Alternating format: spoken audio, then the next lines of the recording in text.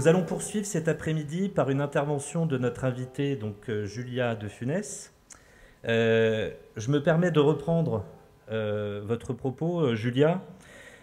La philosophie n'accompagne pas les individus dans une quête de bien-être en les assistant et en leur prodiguant des conseils de vie et des recettes de bonheurisme. La philosophie aide les individus en éclairant le sens de leur réalité. On se sent mieux parce que l'on comprend. Mieux comprendre, c'est moins subir. Je quitte un tout petit peu l'entreprise dans un tout premier temps pour vous parler du contexte plus global de façon philosophique, parce que l'entreprise aujourd'hui ne me semble être que le catalyseur de ce qui se passe dans la société. Et je remarque, je trouve qu'on vit dans un climat excessivement anxiogène. On a peur d'à peu près tout en France, alors que tout va... Enfin, les choses vont quand même beaucoup mieux qu'il y a 50 ans, 100 ans, 150 ans. Mais on a peur de tout, si vous faites le compte. Il suffit de voir les films éco-catastrophiques à longueur d'écran. Il suffit de voir qu'on a peur du sexe, des OGM, de l'alcool, de manger de la viande rouge. Maintenant, c'est compliqué aussi. On va avoir peur de la grippe dans quelques semaines, et dans 3 semaines plus tard, on aura peur du vaccin contre la grippe. On ne saura pas trop quoi faire, parce qu'évidemment, on a peur aussi des vaccins, des gilets jaunes, des attentats. On a peur de tout, à juste titre, très souvent.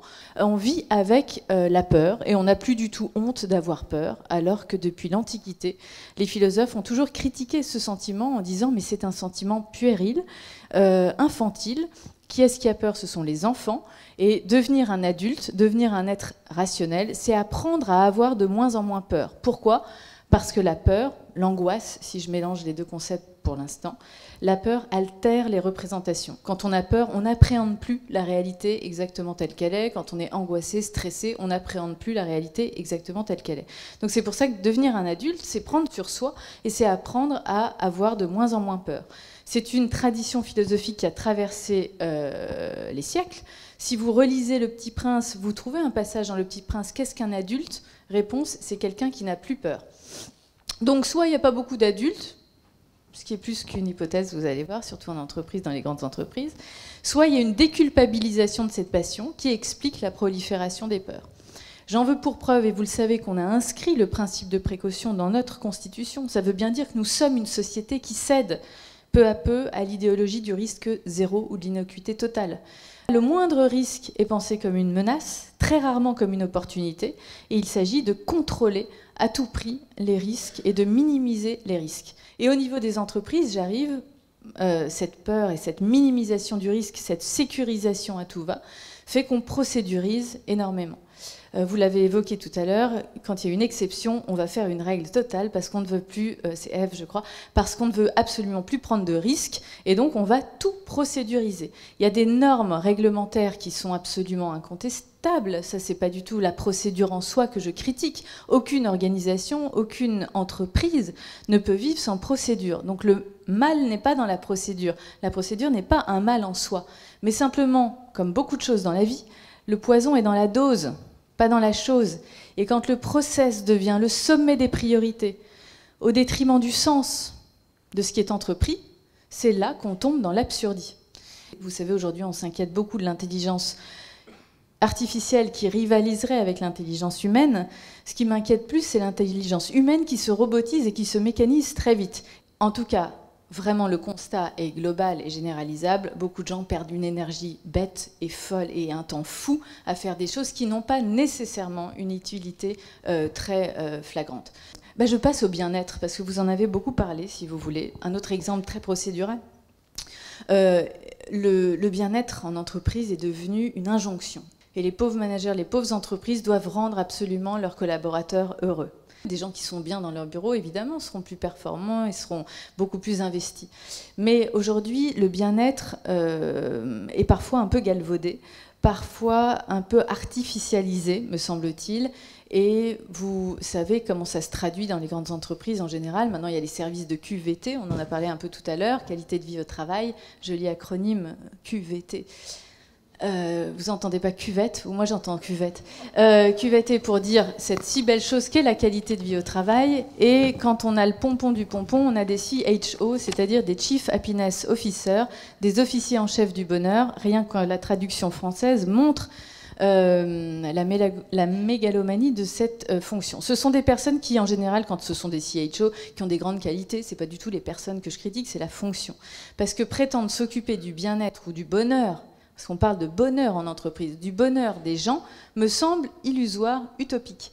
Et un peu totalitaire aussi. C'est une affaire entre soi et soi-même, le bonheur. Quand je parle des artifices bonheuristes, vous voyez à quoi je fais référence, les beaux technopoles 8 étages en verre magnifiques, avec les smoothies bio, les plantes vertes, les consoles de jeux, les bonbons, les rooftops végétalisés avec les pots de miel et les tomates cerises. Voilà à quoi ressemblent maintenant les grandes entreprises.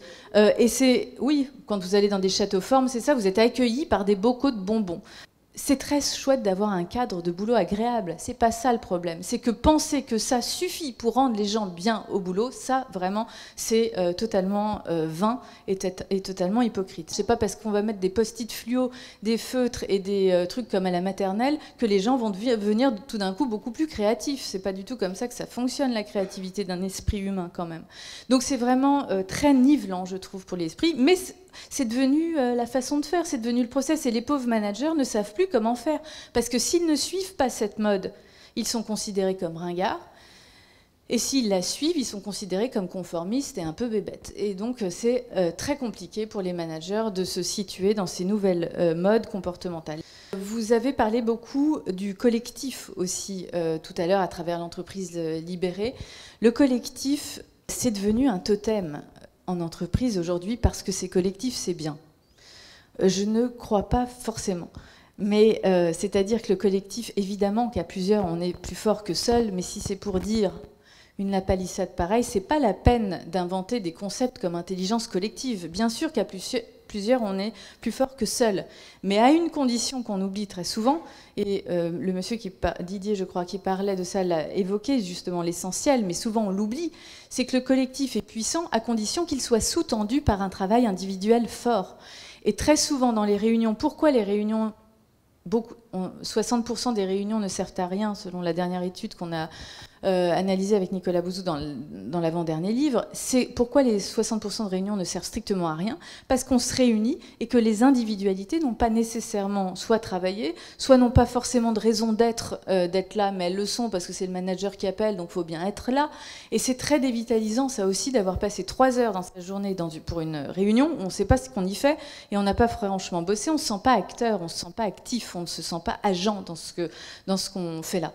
Et vous savez, c'est une inversion morale au sens nietzschéen, cette valeur du collectif, c'est-à-dire qu'on transforme un défaut en grande qualité.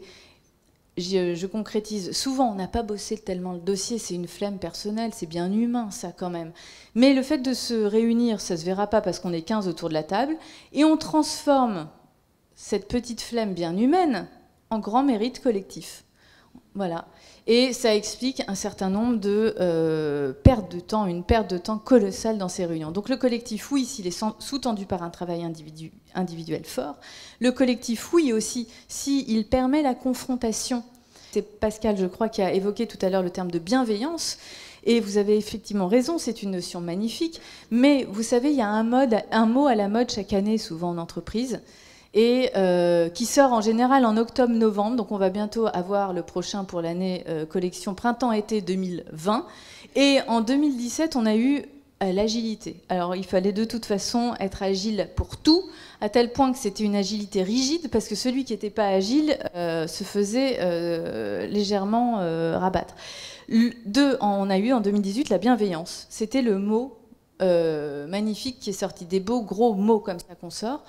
Et sous prétexte de bienveillance, très souvent, ça s'est confondu en entreprise avec de la complaisance. Et parce qu'on est bienveillant, on ne dit pas à l'autre ce qu'on pense. Mais il n'y a rien de plus violent que le non-dit. Il n'y a rien de plus violent que le silence. Il n'y a rien de plus violent que ça. La vraie bienveillance, au sens noble du terme, elle permet la confrontation, mais très souvent, on n'ose pas dire en réunion, on a peur, encore une fois.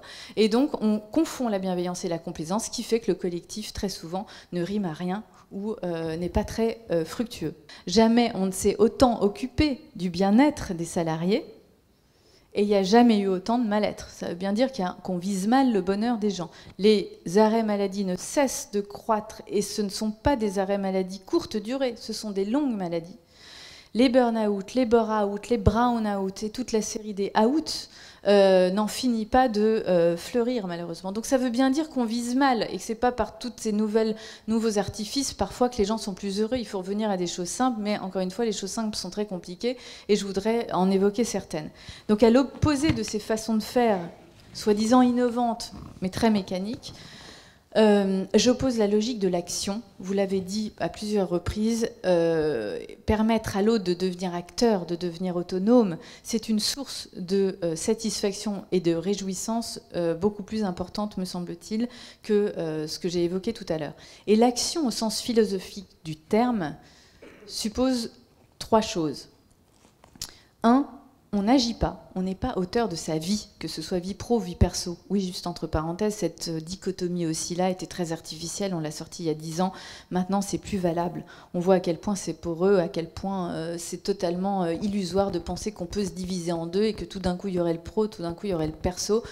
Moi je n'y ai absolument jamais cru, parce qu'il y a 10 ans, il y a une DRH, c'était la mode de la distinction vie pro, vie perso, et une DRH me demande une conférence sur ce thème, et je vais dans son bureau, elle me dit, vous savez, moi j'aimerais vraiment qu'on sépare, que les gens comprennent ce qui est de l'ordre du perso, de l'ordre du pro, et puis que ça soit bien rigidement délimité. Et sur son bureau, il y avait quoi? La photo de ses enfants, de son mari, de son chien. Alors je me suis dit quand même, c'est quand même le cordonnier le moins bien chaussé. Elle a toute sa famille sur son lieu de boulot et elle pense encore qu'on peut dichotomiser comme ça. Pas du tout. On doit être pris dans cette globalité-là. Donc pour être agent, acteur de sa vie, que ce soit pro ou perso, c'est la même chose. C'est le même sentiment. On n'agit pas, on n'est pas acteur autonome. Agent, c'est la même racine étymologique, si on ne prend pas un risque. Si on ne prend pas un risque, on est sur du pilote automatique, on est sur du bon pilotage automatique, on est une bonne machine, mais on n'est absolument pas un humain au sens fort du terme. L'intuition, c'est pas du tout du flair comme ça qui sort de nulle part. L'intuition, c'est la sédimentation, le condensé de toutes mes expériences passées, qui fait que je ressens intuitivement le sens d'une situation. C'est lié à l'expérience, l'intuition. Un capitaine qui a de l'intuition, c'est celui qui a suffisamment navigué sur la mer pour ressentir de l'intérieur la mer. Ça ne veut pas dire forcément une question d'âge. Quelqu'un qui a 22 ans aujourd'hui a beaucoup plus d'expérience que moi sur les réseaux sociaux, Internet ou ce que vous voulez. Donc c'est pas une question d'âge, c'est une question de familiarité avec un contexte. Et cette intelligence d'action-là, cette intuition qui est capable de se dire, en fonction du sens de la situation, je prends un risque ou je ne le prends pas, mais avoir ce discernement, cet esprit critique-là, ça c'est une prérogative strictement humaine. Jamais l'intelligence artificielle pour l'instant, on verra dans 150 ans, j'en sais rien, enfin on verra pas, mais peut-être qu'un jour, mais en tout cas aujourd'hui elle n'est pas prête de l'avoir, est capable de s'affranchir des milliers et des milliards de données qu'elle a reçues. Elle est incapable d'avoir ce discernement à partir d'elle-même. L'intuition, l'intelligence d'action, cette prise de risque, c'est de l'innovation sociale parce que l'innovation technologique est incapable de les prendre pour l'instant. Et pour ne pas voir l'intelligence artificielle ou la robotisation comme un monstre froid qui va venir dévorer nos emplois, pour en faire une complémentarité de l'humain, il faut miser sur ce qu'on a de spécifiquement humain. C'est pas la peine de se mettre sur le même terrain que l'intelligence artificielle, c'est-à-dire sur du mécanique, du procédural et du robotique. Donc misons sur ce qu'on a de spécifique pour en faire un moyen à notre service et pour ne pas qu'elle devienne une puissance autonome qui vienne rivaliser avec nous-mêmes.